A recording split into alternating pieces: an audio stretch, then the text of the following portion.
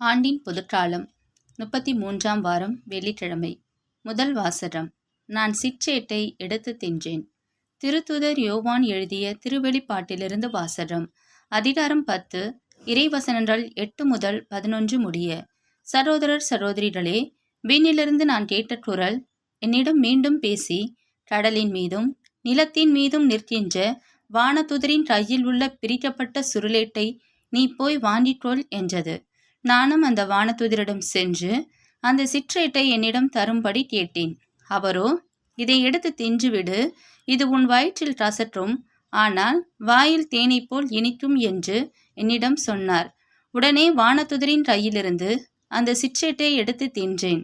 அது என் வாயில் தேனை போல் இனித்தது, ஆனால் அதை தின்றபொழுது என் வயிற்றில் கசந்தது. பல்வேறு மக்களினத்தார், நாட்டினர், மொழியினர், மன்னர் பற்றி நீ மீண்டும் இறைவாற்று உரைக்க வேண்டும் என்று எனக்கு சொல்லப்பட்டது. ஆண்டவரின் அருள்வாற்று. இறைவனுக்கு நன்றி.